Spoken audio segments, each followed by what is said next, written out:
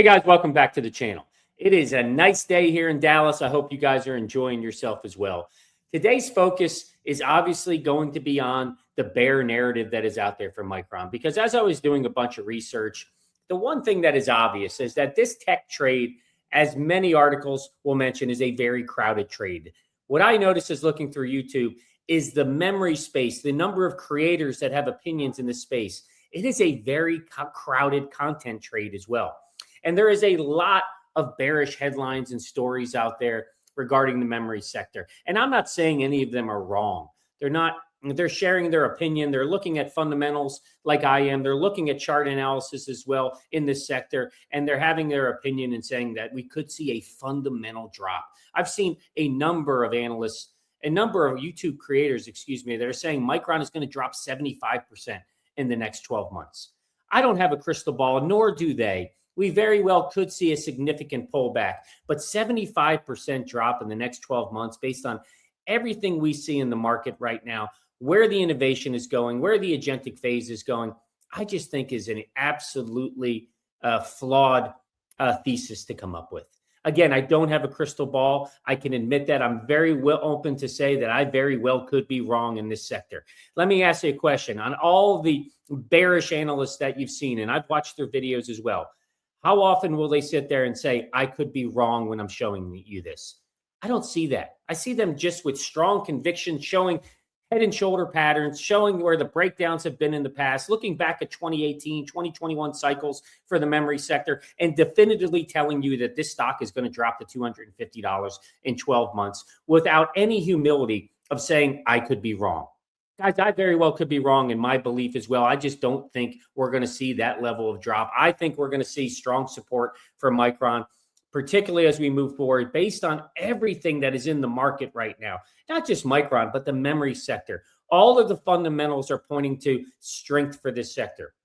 How the market is evolving, where we're moving to with the agentic phase, robotics, autonomous vehicles, everything we've talked about. I just don't see a stock dropping that dramatically. Look, Micron is at a 1.1 trillion valuation right now. If it dropped back down as far as $300 a share, would we start to think that Micron, a company like Micron, with everything that's in surrounding it in the marketplace, all of the demand that we see, all of the build out, all of the investment from the hyperscalers and all the companies around them, a stock like Micron and a company like Micron is going to be valuated at 300 million. I just don't see that happening. I think that's fundamentally a flawed thesis overall. And that's why I want to focus today's video on, because when you see a chorus of creators claiming that we're going to see a drop in Micron of 75% based on what they're seeing, that it's going to drop through 750, 450, down to 250. Guys, frankly, it can be panicking. If you hold Micron or any other member of the Fab Five in your portfolio, I can understand how this could be terrifying and create anxiety. So today we're going to do something a little different. We're going to dive into the chart.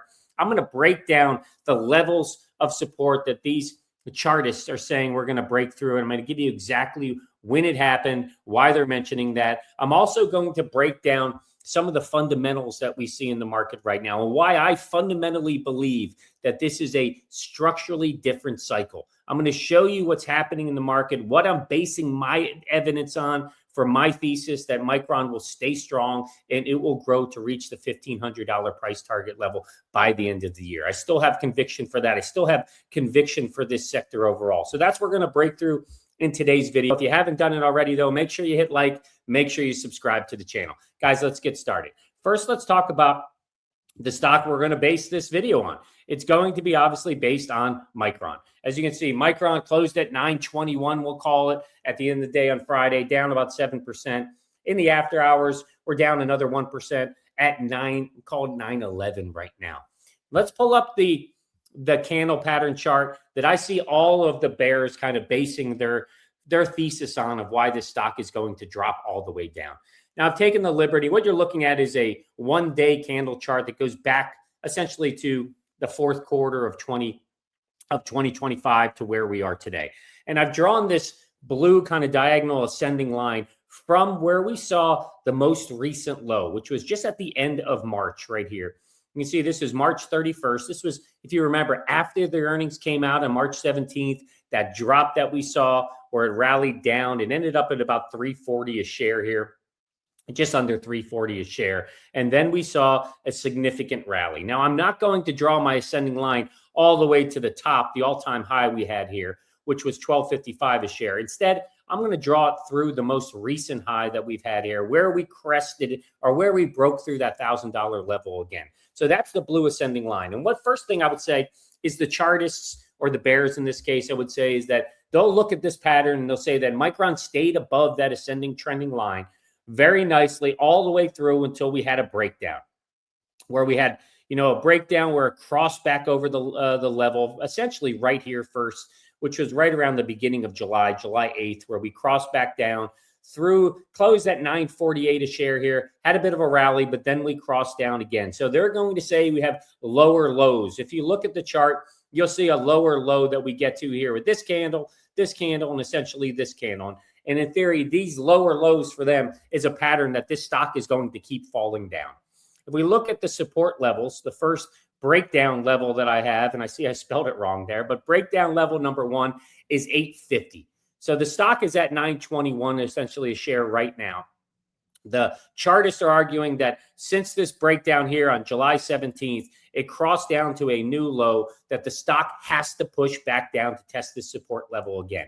It very well could. Next week is a volatile week.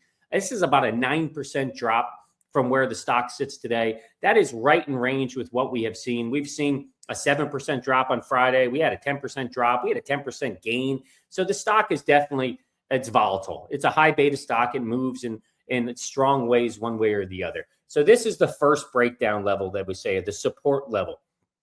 What I've heard the chartists say is once we break through this level, that the stock will push down to the next level of support, which is that 750 range right here. Now, this represents the consolidation floor that we saw probably right before summer. It's May 22nd here. This was the right before Micron pushed.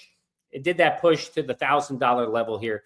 So the bear logic here is straightforward. The creators or the chartists will say, they argue that when a stock experiences a vertical rally like we've seen with Micron, it leaves an unfilled price gap and it stretches the moving averages. A pullback to 750 would simply be a standard 20% technical correction to test prior resistance as a new support.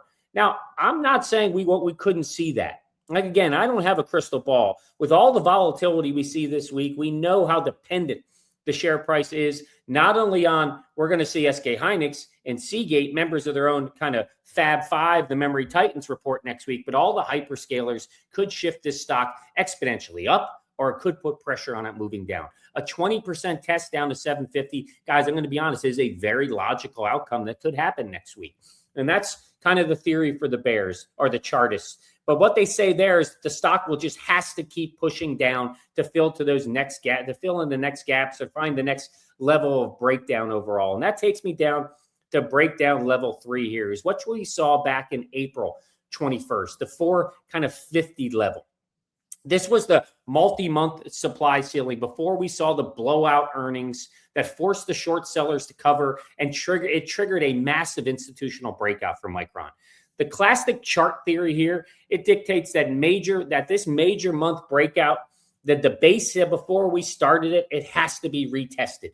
So to the bears or to the chartists, a drop to 450 represents a 50% decline from where the stock trades today overall, which conveniently matches the average severity of traditional memory downturns that we've seen in past decades.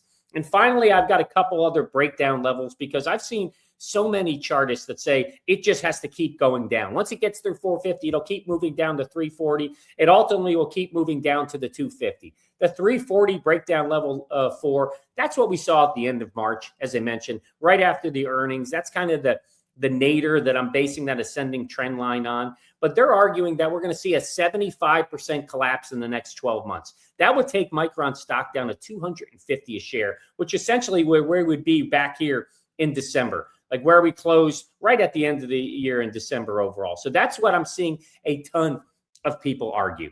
It was the valuation floor for the stock back at the end of 2025.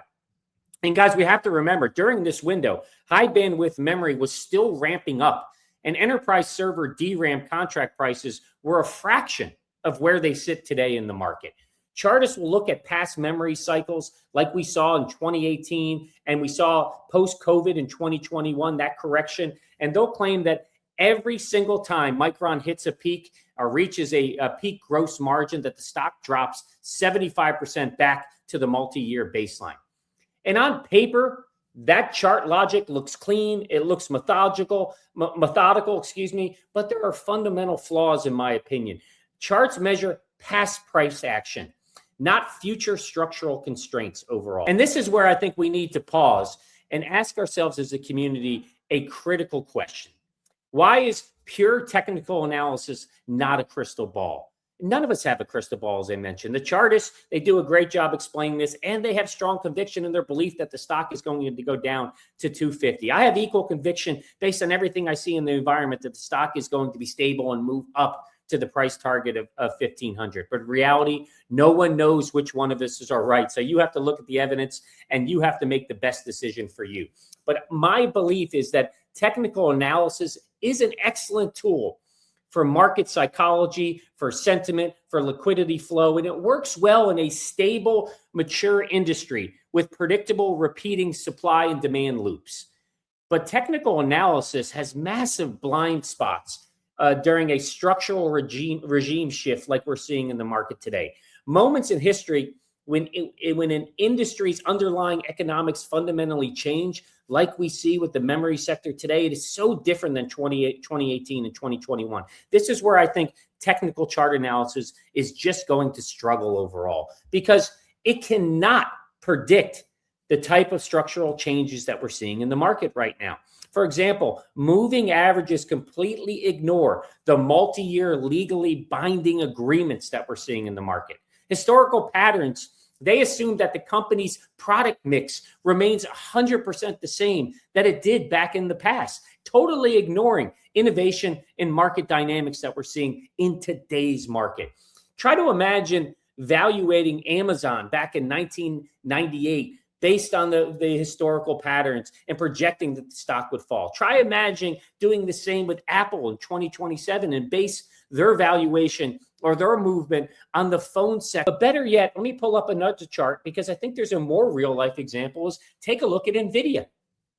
NVIDIA is a very good example because if we look back in the 2024 timeframe, which I think is right around here, the stock was trading, you could see it about 92, jumped up here to about 125, 130 a share. Take a look at the head and shoulder patterns that we see on this stock as well.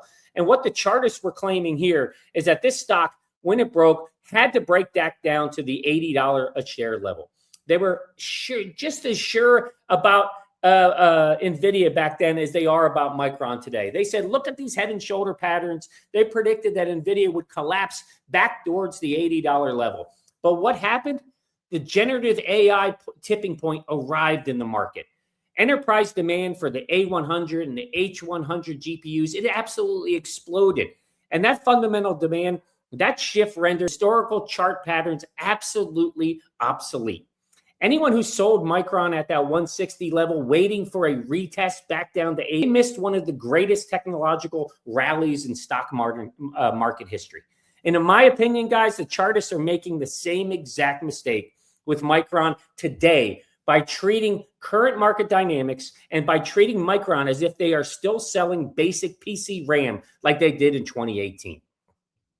So let's jump over and take a look at some of the fundamentals that I mentioned and what I'm tracking overall and what gives me kind of a conviction in the marketplace first. I want to talk about the first thing, which is just there's a few factors. Let's say there's the great wafer consumption.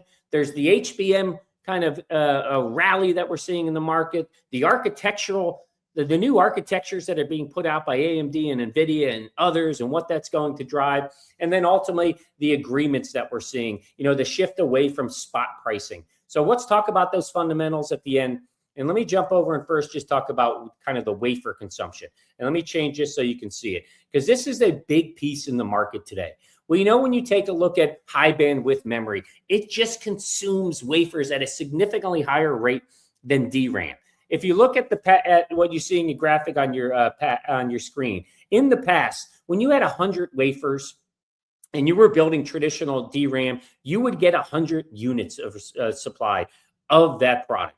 HBM has significantly, the yields are different. The consumption of wafers are different. You take those same 100 wafers, you're getting 30 to 35 equivalent units supply. So it is just consuming wafers overall. And that's what's putting the pressure that we see in the marketplace on DRAM, historical DRAM products. So that's the first piece, that HBM is just driving so much consumption of wafers in the market overall. And I think if we shift to the new architecture, everything we talked about, just look what AMD is building. So AMD right now, they came out with their Helios. We talked about it in their advancing AI platform, but look at Helios in general. I'm going to go through some of the dynamics of it just to show you the amount of memory requirements that it has. But I love this part because it starts to show you, if you look at training flops increasing 5x every year from 2020, but look at the inference, the shift in inference. This is a part of it, in my opinion, where we're seeing in the market. We're moving from training, we're moving into inference, and just look from 2024 to 2026. That balance between training and inference. Inference is the bigger piece of the pie now. It's going to continue to be that way. And then we're going to get out into the edge world as well. This is just one part of the story. But take a look at the two big rack kind of architectures. You have NVIDIA's NVL72 against AMD's new Helios with their MI455X accelerator. Look, I want you to just look at the demand that both of these have for memory overall. So both have 72 GPUs, whether they're the MI455X or it's the Vera Rubin GPU. Look at the demand for HBM, 31 terabytes versus we'll call 21 terabytes. And it's a 50% more HBM capacity with AMD's, their new Helios rack. 50% more scale out bandwidth for memory overall too. Guys, 43 terabytes a second scale out bandwidth, 28.6 terabytes per second scale out bandwidth with both of these.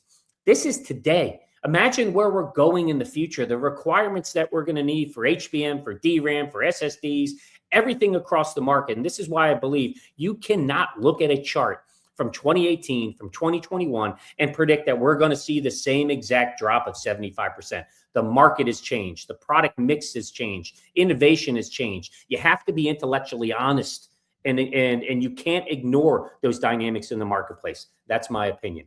If we jump over also, just think about this. We saw this announcement last night. I talked about SK Hynix and NVIDIA. They're striking a long-term deal for HBM.